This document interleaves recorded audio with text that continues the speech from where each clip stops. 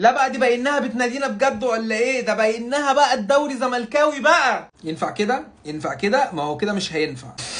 يا جدعان مش كده بقى، مش كده والله، مش كده. ما هو انت كده مش محتاج لعيبه ولا محتاج صفقات ولا محتاج مدرب، انت كده محتاج سباك بجد. لما قلتها بعد ماتش غزل المحله الناس طلعت قالت سباك ايه واستنى وشوف وهيحصل ويسوي. انت كده محتاج ايه؟ ها قول لي في الكومنتات، الاهلي محتاج ايه؟ محتاج سباك. والنبي بس يا جدعان حد يتصل بالاهلي يشوفوا ما جاش ماتش النهارده ليه؟ يعني ليه الاهلي ما حضرش النهارده ماتش بيراميدز؟ في ماتش من طرف واحد الاهلي بيخسر من بيراميدز 2-0، تقريبا ماتش للنسيان للاهلي. الاهلي مش موجود على الخريطه اصلا، الاهلي اكنه ما جاش النهارده، اكنه ما جاش والنتيجه اتحسبت 2-0 للبيراميدز. يعني طريقه لعب غريبه قوي من المدرب، طريقه لعب غريبه قوي من اللعيبه، تحس ان اللعيبه مش تايهه، تحس ان هم في عالم تاني، في كوكب تاني، والحمد لله ان ده اللي بيحصل. ولكن يا جدعان انا مش مع الناس اللي عماله تقول اقاره روبيرو اقاره ريبيرو، لازم الراجل ياخد فرصته للاخر. انت جبت الراجل واعتمدت عليه، سيبه يكمل بقى، سيبه يكمل. لكن تقول لي يمشي؟ لا يا جدعان احنا مش هنهزر،